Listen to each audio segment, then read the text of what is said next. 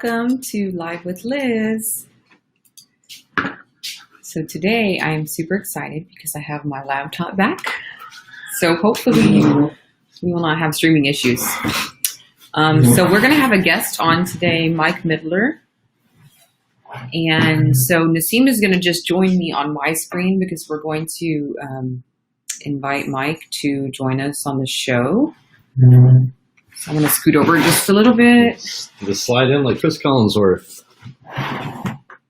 Give a little bit of time for people to join us.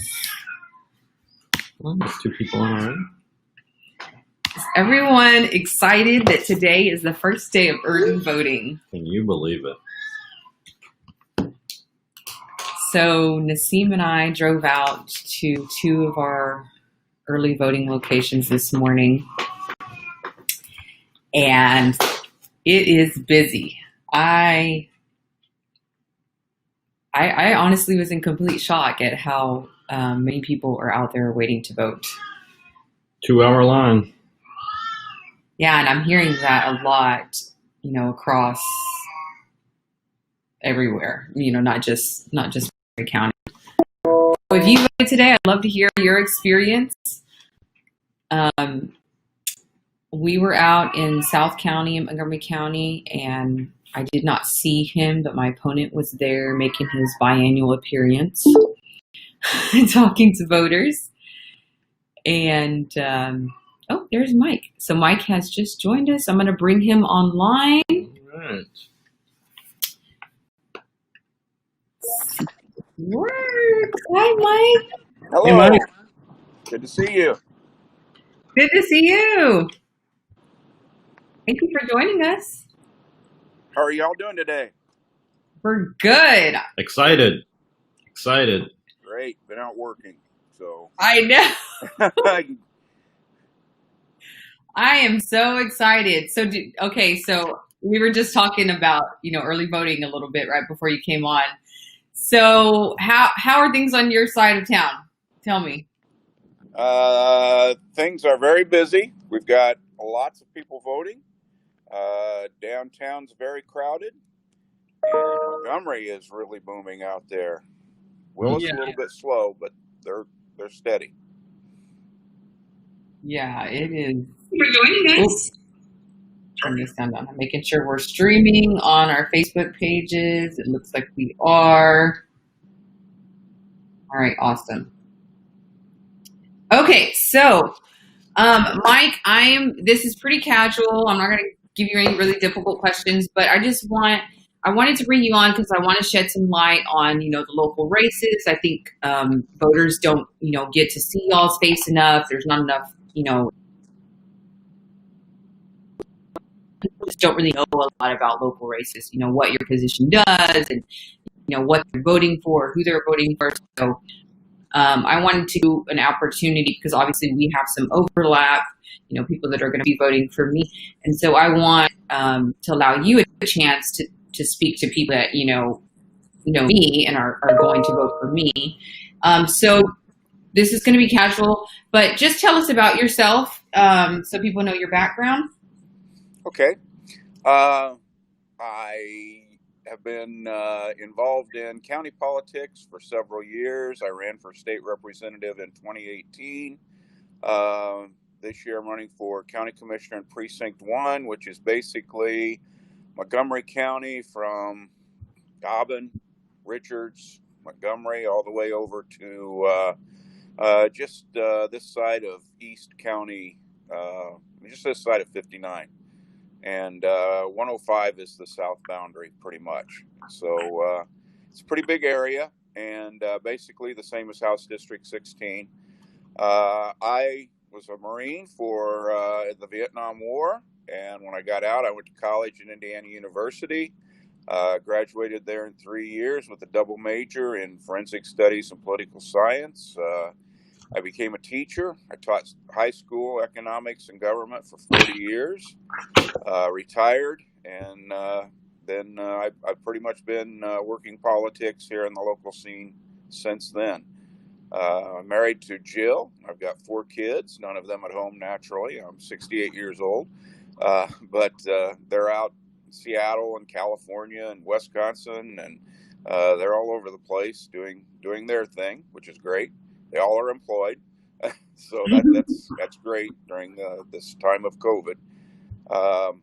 My local issues here are revolve around the social programs where they tried to cut the funding for that. I think we've gotten through to several of them to the point where they did agree to fund our social programs at least for another year. I think it's important that Lori Brittmeyer-Jones and myself get on the commission so that we can stay on top of that. We both are very big on that issue, but things like the public library service, things like the Women's Center, the Crisis Center, the youth programs, Meals on Wheels. There are all kinds of programs that people use, many people use here locally, and they couldn't get by without them. So I think it's important that we band together and we support them, not completely financially, because they do get a lot of volunteers and voluntary contributions, but they do need some help from the county. And I think we need to make sure they stay working and providing services for the county. Also, taxation. They've lowered the tax rates. Of course, we know what happens when that goes through. They usually raise the valuation. So there's not much we can do about that because it's a state-run or a state-set mandate that we are going to raise our money to operate the county through property taxes. So we do have to come up with a formula that is fair to everybody, small businesses, homeowners, and renters. Renters a lot of time don't realize they're paying property taxes too because it's included in their rent. Their landlords have to pay property taxes. So everybody's affected by this. And then COVID, I'd like to discuss that with you guys a little bit. The COVID problem here in Montgomery County, we're still on the rise. We've gone from 13 to 24 cases here in the last week. We have a total of 43 people hospitalized with COVID right now. Now, this is a county of 600,000. So when you figure that out percentage-wise, it's less than 1/100th of 1% of the population has COVID. But, that's 43 people. And, if I were in Vegas, I'd love to play those odds. But we're playing with people's lives here. And I don't think we can afford to mess with that. At least we can do is mask up. The governor, the state, if they would give us more power locally, then maybe we could do more to help our local businesses and keep people safe at the same time. But they're mandating certain things be done. But at least I think we could get people to mask up here. If not, mandate it, at least people should use common sense and wear a mask, protect themselves, protect each other. I think it's the safe thing to do, and I think it's the responsible thing to do. Wear a mask and wear it properly. Yes. I was just at Trader Joe's the other day, and you still see people wearing their masks not over their nose. And Nassim and I were just discussing the COVID numbers, and I find it so scary that, the numbers that they were in March and April when we shut down are lower than what we are at now. And we're basically doing not much of anything. I mean, some people wearing masks, it's not consistent. It's just, we still have these people that are behaving like it's a hoax, it's a joke. They don't, our leader, President Trump is obviously still not taking it seriously, even after he contracted the virus. So yeah, we were kind of just discussing, what my position would be if I was in Congress and how we would handle this pandemic. And I really think, our economy is not going to come back until this is really fully addressed. I mean, people, are still concerned about going out and doing the things that they were able to do before. And, if the business isn't there, the demand isn't there, people aren't, we can't hire more employees to work in locations where nobody's coming to shop or go eat or, go to the movies. And I feel like I wish we would just have like a nationwide lockdown for 3 weeks where everyone took it seriously and we could be done with this, but it's hard to do that when our leader won't implement any actual strategy. It's definitely a leadership issue. You've got to have our leaders modeling proper behavior and setting a policy that science has said will work. And we don't have that right now. Yeah. Let me plug my computer in real quick because it's dying. Okay. So yeah, that's COVID. So tell me, your opponent, is he an incumbent? Or no? He is related to the current office holder, Mike Metter, and he has said in speeches that he really didn't want to run, but I guess his wife talked him into it. He has not responded to any of the surveys, the interviews from the newspapers or the League of Women Voters. So he hasn't really issued any statements as to what his plans are or what his policies would be. I've tried to get my ideas out there. It's very hard to do when you can't go out and door knock and campaign and talk to people. But the one event where I did see him or shared time with him was at the VFW, and he didn't have much to say. So being a Republican, I guess, and your opponent is doing the same thing. He's not responding to these surveys. He's not in the League of Women Voters. He wasn't in the community impact interviews. I guess they just figure they put an R next to their name and they walk into office. So, it's a sad situation here so far. So I guess that's why we're both running. We've got to make some inroads, get our position, and offer people a choice. Mike, give me just a second. Our connection over here I'm getting a message. I'm trying to disconnect things from my Wi-Fi. Oh, you know what? So I have this is totally not political. I have this Euro system it's like Wi-Fi extenders that I bought around the house. The cool thing about them is you can go and just quickly turn things off of Wi-Fi. So I'm going, and I have like my kids' devices and certain, when it's past bedtime, I can turn them off and things like that. So I'm just going to try this. I hadn't actually thought about doing this because, I have all these Alexa devices and our Nest and everything works off of the internet. And I'm just kind of wondering if I start turning some of these other things off, if it will help with my streaming connection. Yeah, I'm having some issues. I mean, part of it, I think, was because I was out of vision and I was having to use an iPad, and I think it just wasn't that great of a connection on there. Really great points that I could not.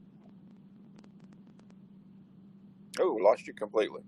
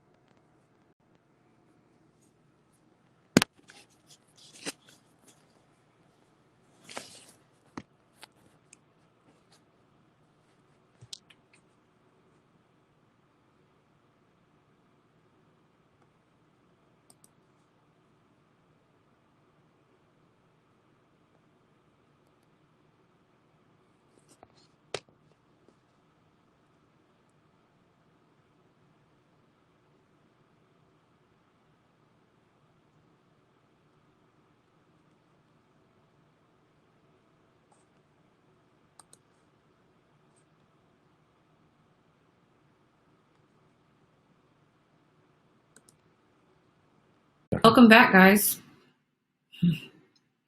So we lost connection completely. All right, Mike is back. All right. Everything there. I'm so tired of these technology problems. Okay, we're going to start over from my last question to you because everything you said was breaking up, and I don't know if it was just me that couldn't hear it or if our audience could not hear it. But I asked you about your opponent. I wasn't sure if he was an incumbent or if this was a newly open seat, and you were telling me it was so choppy. So let's start over from there. Okay.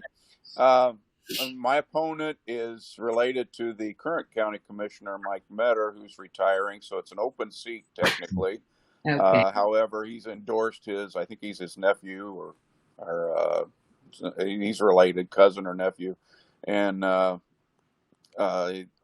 think that he was very reluctant to run. I've been in one event with him, the VFW event the other night, and he was very non-committal. He didn't state any of his policy positions. He has not really campaigned. He's put up a few signs, and he won't respond to any of the surveys, much like your opponent. You go and you read my policy statements and you pull him up and it's blank. That community impact, League of Women Voters, he didn't respond to either one of those. So I have yet to hear any of his policy positions other than to say he's going to just keep voting with the people that are currently on the commission. So Does he even have a website? And no, that's what he said in his speech at the VFW. So he doesn't. I didn't see any policy positions other than he is a family man on his webpage. He does have a nice webpage, but there's really not much in substance there as far as policy goes. So I don't know. You're buying a pig in the poke, I think, if you vote for him. I think we owe the voters at least an explanation where we stand on the issues, and we're not getting that from him.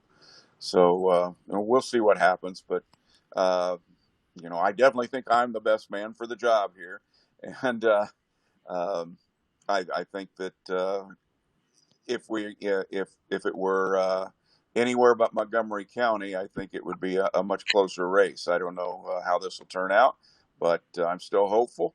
And if the people do their research, I think Lori Brittmeyer Jones and myself will both be sitting on the county commission next year. Yeah. The people deserve transparency. They need to know who they are voting for and what they're voting for. So Exactly. it's completely shocking, but at the same time not, that he has not, how hard is it to respond to these questionnaires? They're not super long and difficult, so that's disappointing. It just seems like the tactic for them is they put up a couple signs, they keep their head down and hope the county keeps voting Republican. And I think the time for that is to change is now. People need to get involved and do their research on their candidates. And I think you'd see a lot more Democrats being elected. Yeah, absolutely. So tell me a little bit more a little more detail about what a county commissioner does. What does that job look like? Okay. It's our county commission. We have technically 5 members. We have 4 precincts, and then the county judge also serves as kind of the chair. Now, the county judge is a misnomer that is unique to Texas. The county judge is not a judicial official, as a lot of people think he is. He is really the chief executive of the county, and then the commission is the legislative body of the county. So the county commission passes ordinances, passes laws for the county, and handles the budget, sets the taxes, funds programs, builds roads and bridges, funds the sheriff's department, the constable's departments. So it's really the bank for the county. They make the programs, they raise all the money, and then they distribute it to all the counties that supposedly they're supposed to represent everybody and protect everybody and provide services for everybody on an equal basis. We've gone on we are growing. This county, this town and this county are among the largest, fastest growing in the country. And they've built a lot of roads in anticipation of that. So we've got, I call them roads to nowhere right now, because there are a lot of really nice roads out there that don't really go anywhere, because they're preparing, for 5 or 10 years down the road when businesses come to the county and build more. But it's good to be prepared. But in this time of COVID and we're doing budget cuts, I think it's more important that we spend money directly on the people and put some of those building programs on hold. The commission, like I said, it funds the sheriff's department, it funds the constables, it funds the jails, the fire protection out in the county does that. So that they're involved in almost everything that the county does. Mm-hmm. They fund and they make rules for. So they're basically a legislative and executive body, not a judicial body. That's a big responsibility. It's huge. Their budget is 250. It's huge. It's way up there.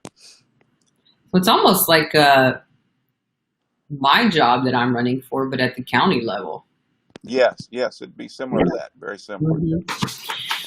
So Bob Miller, one of my volunteers, has made a. I'm sorry. Just said, tone it down. Oh, tone what down? He says, anyway, you know why the corrupt Kyo is getting a free pass by the police and local media. I'm assuming he's talking about this accident. Yes. We've been staying on top of that. Jessica Shorten has been doing several articles on that. I know Bob, that you just mentioned, is really upset about that. But so far, it's been covered up pretty well. We don't know exactly what happened. We don't know if any charges are going to be filed. So it's very hush-hush right now, which is pretty alarming when you think about it. I mean, it'd be like the president getting in a wreck, and it's kind of like his COVID case. Does he have it? Doesn't he have it? They won't tell us anything. So that's where we are with our county judge, and hopefully something will come out soon, because I believe he's out of the hospital now, and they promised charges would most likely be filed. So once that becomes public record, we'll know something. So is it accurate that he was drinking, or is that speculation? We don't know. That's speculation. Speculation. Nothing's been filed. He could have had a seizure. He could have had, we don't. It's all speculation at this point. Yeah. We don't know. I thought it was speculation. I was just confirming. I hadn't seen any new, Of course, it's covered up, so we're not going to see anything factual out right now. Right, not right away. So, Mike, tell us about your race from 2018.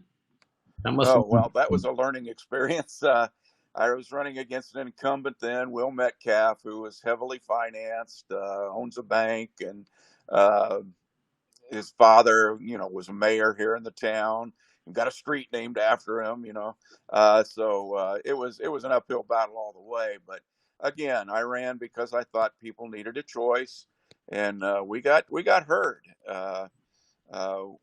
We got 12,000 votes, so a lot of door knocking in that campaign, and a lot of people were pretty upset because they don't feel their legislature is serving them very well. So it was an exciting race, but again, a very red Republican county, and it was an uphill battle all the way. Our expectations to win, in fact, Mark Meyer, he called me the sacrificial lamb for running against him at the time, but I thought it had to be done. We're not going to get anywhere unless we run and get our views out there and get ourselves heard and get our names out there as Democrats and show people that we're not monsters and they have nothing to fear from us. We're there to help them, if probably more than the Republican Party as far as actions go. So, again, Michael Hales ran in 2014, I believe, against Will Metcalf, and he got the word started, and I thought it was important to pick up on that. Michael's a great community leader out in Montgomery, and he runs the food bank out there, and he does a great job, and I just thought it was the right thing to do. So, we learned a lot from that campaign. Unfortunately, we didn't get to apply a lot of it to this campaign, but there won't be a next time for me, I'm sure. The age is starting to catch up to me, I guess you could say. The door knocking and it's pretty hectic, as you've done what I do here in my local precinct. You've done that throughout the whole congressional district, and you know what a strain it is. So it's something that you have to really enjoy and be dedicated to. Yeah, it's definitely a learning process, and it's been an experience. I posted this yesterday. It's been a wild ride for sure. Yes. And probably, this is my first run, but this is probably, it's obviously not like nothing normal because of COVID. And so, I plan to run again, and I'm looking forward to that because I've learned, just different things, and I'm going to be able to carry those on to the next election. But yeah, kind of going back to some comments that you made, Montgomery County or TX-8 for me is traditionally red, but we've got to get candidates out there so that people have a choice. It's so important. And, thank you for stepping up more than once to run, because that's what we need. We need people that are willing to make that sacrifice. And it is a sacrifice, 100%. If I've learned anything from running for this seat, it is a huge sacrifice in a lot of different ways. Personally, my kids are sacrificing, me not being as available to them. Sacrificing sleep, sacrificing eating. Just all kinds of things. But I know, we do it because we feel, very passionate about it, and we care about people. And, I just can't see anybody in our area running for a seat or an office for selfish reasons. No. You have to have a compassion and care for people, because, at the end of the day, you're not really getting a whole lot out of it other than fighting for what you believe is right. I know that's my case. Exactly. So it's, I get tired of hearing people say, well, why are you running? You're never going to win, or it's very, small chance. Well, if you keep having that attitude, we're never going to make any progress. And so, I commend you for running again, and hopefully you win this race, and we don't have to talk about you not campaigning again. The campaign is an incumbent. Yes. You at least, as an incumbent, it probably is slightly easier because you've able to prove yourself. Yeah, you've got a record, right? Yeah. So how long is your term for? It's 4 years. Okay. 4 years. Well. Yeah. See, like you mentioning incumbents, you have an incumbent with a lousy record, and it's still hard to run against them because people just, they stereotype the party. They don't look at their record. They look at, he's been in there a long time, and I'm just going to vote for him again, and et cetera, et cetera. I've been very lucky. I just get a plug in for my campaign manager, Chris Powell. He was with me in 2018, so we've been in this together. He's, again, my campaign manager, and he has deeper pockets than me, let's put it that way, which is a good thing because, as you know, a lot of money has gone into the Biden campaign and into the local party. Very little has trickled down to the local candidates here. So I've had maybe 10 really consistent donors, and I appreciate that. But it's still a shoestring campaign. and we're doing what we can. But we're really, like you said, we're not in it for ourselves. There's really no financial or any other kind of benefit other than doing the right thing, I think, and that's what's important. Yeah. Let me see. I'm reading some comments over here.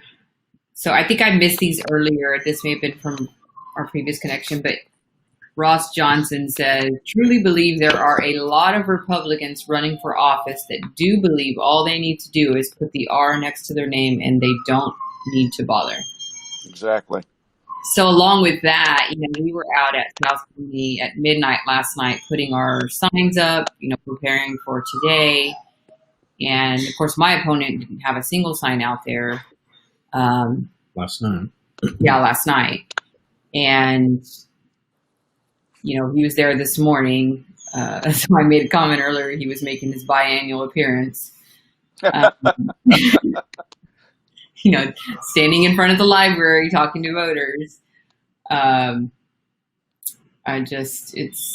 It's a shame because, and I think we need for all races more accountability. These people get into office and nobody holds them accountable, and they just keep running and they keep getting reelected. And so it's very important that everybody get registered to vote and everybody make sure they vote in all of the elections, including the midterms, because I think the midterms are probably some of the most important elections, and a lot of people don't, come out for those, so in 2 years, and a lot of people don't, pay attention to those down ballot races, which of course, this year there's no straight ticket voting. So I looked at my ballot earlier, just making sure I knew all those local races, and it gets pretty long. So you got to make sure.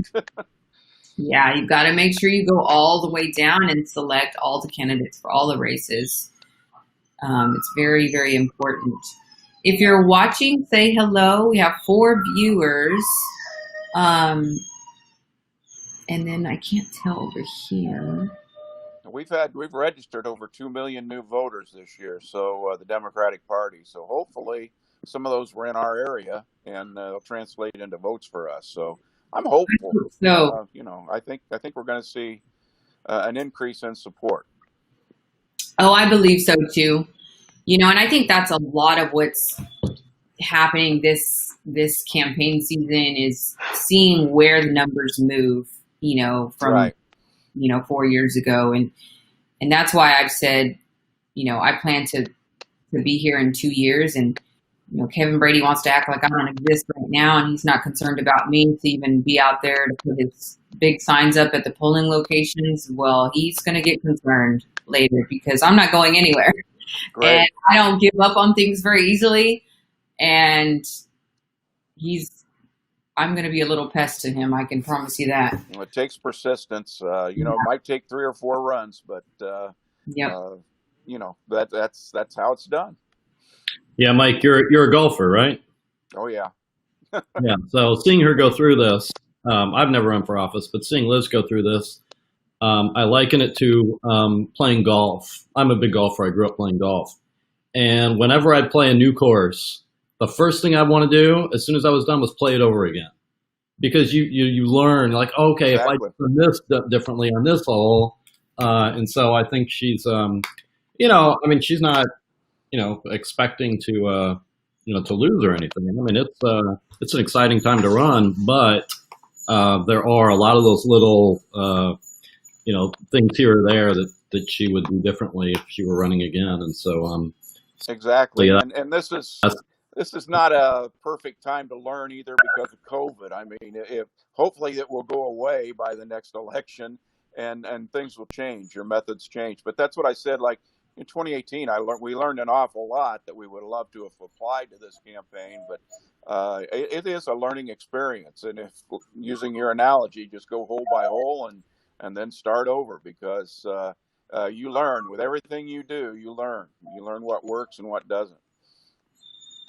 That's right. Yeah, and I think, I haven't run in a normal political season, but I do think I can see some value in maybe taking some of these COVID learning experiences into a normal election, just kind of giving, because I mean, we are in a technology, environment even prior to COVID, and everybody likes things, instantly. And so I think we could probably, maybe not as many Zoom meetings going forward, Oh, yeah. but I mean, I could see us doing some more of this. That's here to stay, I think, no matter what happens. Yeah. Yeah. So it's going to be interesting for me next election season for sure. Hopefully, we get Biden in office and attack this pandemic head on and stop acting like it doesn't exist. And we're looking at a different, election season. What is that feedback? Is that me? Noise. So, do you have any questions for Mike? Hmm? Do you have any questions for me, Mike? Well, I was just, I thought about this several times. I probably should talk to you one-on-one about this, but has the National Party or any congressional committees approached you? Are they supporting you directly, or are you kind of on your own here? Financially, I guess I'm talking. Kind of on my own. Yeah, we're getting ready to file our first report. Yeah, because I think that's important because they target certain districts where they think they have the most. They prioritize, which is what we have to do with our own campaigns. But I think this first run, you've made yourself heard, and hopefully you'll do real well and gain some national backing, because congressional races are hard to run. They're very expensive. And especially in our area, we really don't have a lot of, TV is so expensive. So, that's almost out of the question unless you get some of that national backing. So I think you've done a wonderful job with your campaign. You've come a long way from a year ago when we first met. And, I think you should really stick with it. You're young and everything is in your favor, except maybe the fact that the Ways and Means Committee member is your opponent all the time. But if we can just make some inroads there, I think you'll be a great congresswoman for a lot of years. I mean, I think he should be, getting ready for retirement. I'd like to retire him this election. 21 days away. Well, thank you so very much. Thanks for having me on. Yeah, thanks, Mike. It's good talking to you. Wish you good luck. Thank you. Thank you. Good luck to you. Thanks a lot. Bye-bye. Everybody.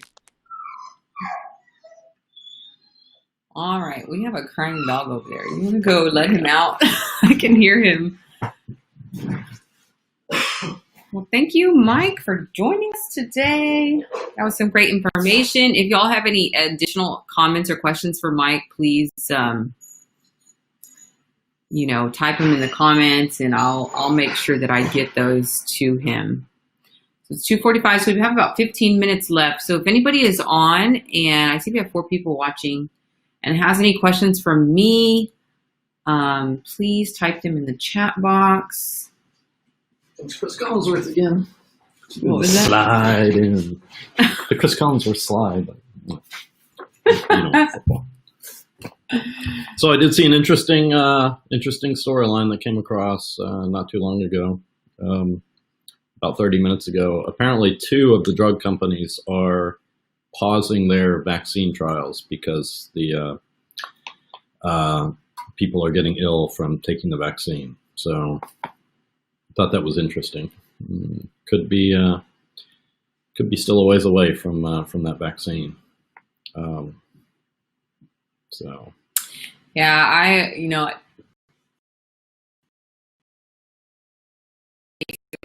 typically see the moderators ask that question, the vaccine, if it becomes available. And I will proudly say no. I will not. I don't have any faith right now in the process. Things like vaccines usually take a very long time, a lot of testing. We have no idea. I think they're trying to rush it because Trump wants a vaccine out before the election, and I just don't have any confidence in the safety of a vaccine right now. I mean, what are your thoughts? No, it's the same. I think it's too politicized. I think it's being rushed. Eventually, I think they will get it right. But And I certainly wouldn't give it to my children. yeah. So one thing we have not talked about is the debate the other night between MJ and Oh, yes. John Cornyn. You brought up the vaccine and made me think about that. I think that question was presented on that debate, actually. That's why I was thinking of it. Yeah, I don't know if anybody had a chance to watch it, but oh my gosh. I mean, it's, and it's just like Mike Miller was talking about. The Republicans, they don't have any ideas. They don't have any plans. They just put that R next to their name. And with somebody like Cornyn and your opponent, Kevin Brady, they've been there for, 20 years, more than 20 years. And they feel like they don't have to do anything. They don't have to articulate a plan. I mean, just look at the Republicans for 2020. Zero platform. They, no new platform for 2020. And so, yeah, I mean, that so came through in the debate with John Cornyn. I can't tell you how many times he mentioned Chuck Schumer and Nancy Pelosi. I mean, that's their shtick, is just throw these little buzzwords out there: socialism, taxes, Schumer, Pelosi. It did not look good for him. He looked very uncomfortable. MJ, I thought, was good. Could have been a little better. I was a little disappointed with. I don't think she was aggressive or assertive enough in some of her points, but she handled it. She handled it, well enough. I think it was a clear win for MJ. I mean, if for no other reason, she had points. She had a plan. And John Cornyn, it's just the same old.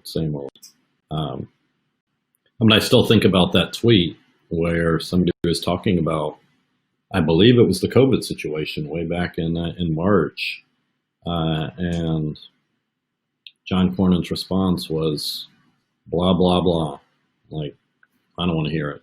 And it's just, he does not care. He and Brady are like two peas in a pod. So yeah, I just shared the link for the debate. If you did not have a chance to watch it, it's on YouTube, the full debate, so you can go and take a peek. I thought MJ did great. I was pulling for Royce West in the primary initially, but when I did see the debates between her and Royce, I thought she did very well. So I felt good, with either candidate winning, and so I'm happy that we have her. Yeah, she'll be a phenomenal senator. No Yes. question about that. I mean, that came through. So when I mentioned my disappointment, I was just disappointed that she didn't attack Cornyn as much as she could have and should have. And that guy has no business holding a public office. He's zero. He does nothing for the people.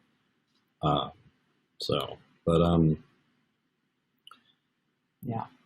Yeah, so it's... So what's the latest news? I have been so busy with our campaigning. We've been knocking on doors, but dropping literature on doors that I haven't checked. What is the latest on the presidential debate? The next one. I haven't seen. I don't know. I've not seen that. I know that there was the whole brouhaha over trying to shift the format to a more virtual format. For whatever reason, Trump declined that. I think I probably know why he declined it. One, it highlights the fact that he caught COVID, and that COVID is actually real, serious, and not a hoax. So I just did a quick search, and what I'm seeing is that it's canceled. Yeah, no, it's canceled. It's canceled. I wasn't sure if that was... And rescheduled. So it's probably going to be 2 now. I suspect they will get the third debate in before the election. So one thing I read about Trump, which I was just disgusted even more, is he was trying to send some kind of prescription cards out, like, I guess kind of like a gift card for maybe $200 or something like that, with his name on the card to Medicare recipients. I mean, to me, it was a ploy for his campaign, but that money was coming out of Medicare funds. And I just could not believe that. It's all about him. It's all about him. He's trying to make himself look good. At the expense of our constituents that need Medicare. You know, it would basically cut that funding for Medicare. Yeah. So I suspect they'll get a second debate in before the election. I don't think that. So it's scheduled for October 22nd, the third one. Oh, the third one is. Okay. I had a feeling it was probably already scheduled. So that's next week, isn't it? Yeah. Yeah. And I suspect that one will go on. I don't think Trump wants to leave his performance at the first debate, leave that as the memory that people have. It was not good for him. He looked like a bully. He looked like somebody who was just trying to control a narrative that's not based on ideas. I mean, that was probably the most I've ever seen a moderator have to step in. And that's probably why he didn't want to do the virtual format. I mean, one, it's easier to cut his mic off, and number two, it just wouldn't be as effective. And so, yeah, I hope they get that second debate in, because, you know, as much as it gives Trump a chance to rehabilitate himself and his image, I don't think he's able to do it at this point. I think that there's just too much baggage going on. He is clearly frustrated, and that's going to come through on any debate. In the picture. So, Stephen Bays commented, "I'm here with a headache." Where? I don't know where here is. Where's here, Steve? Hey, Steve. Go vote. Maybe that's why he has a headache. Did he already go vote? Did you wait in line for 2 hours? I was out there thanking voters for standing in line. There was a few people. There was one lady with the chair, which I thought, wow, that's really smart. And then there was another lady that had sort of a chair. It was like a real tiny, almost a triangle chair that you just fold up real quick and you move along. So if you want to be really proactive, you could go out and find one of those for voting. And I believe polls are open until 7 p.m. in Texas. Is it 7 for early voting? You know, something tells me 5 o'clock. I think it's 5 for early. Sometimes they have. That would have been a question for Mike. Yeah. All right. Is there any other news? Any Brady news? No, he's been fairly quiet, actually. So yesterday we put up our banners I mentioned earlier at South County. And we have some very large 5x10 banners. They look great. And we have 3 of them in South County. And one is very prominently displayed as soon as you enter the main entrance off of, is it Lake Robbins? That's the street. Next to the big South County sign. It's hung up in the trees. And I mean, you cannot miss it. Every single person that drives in there will see this sign. It is humongous. And I'm thinking to myself, I wonder what he thought this morning when he drove in there and saw that sign. Because, of course, at the very top of it, it says really big, 24 years of Brady. Kevin Brady is enough. Or Brady is enough, I believe. Yeah, it's just awesome. So it is almost 3. I am, after this, I'm going to head out to the other early voting locations. We've been to Mitchell Library and South County, but I believe we have 6 other early voting locations in Montgomery County that we are going to go check in on and get some of our larger signs out there. And this weekend, on Saturday, we're going to be up in Huntsville and doing lit drops with the volunteers there. We are going to be meeting at the Walker County Democratic Club in Huntsville at 8 a.m. So if you are up north, please come and join us. I will do lit drops and walk with you all as many hours as you are willing to join me. 3 hours, 5 hours. The other day, Nassim and I went and did some lit drops, and we were out for about 8 hours.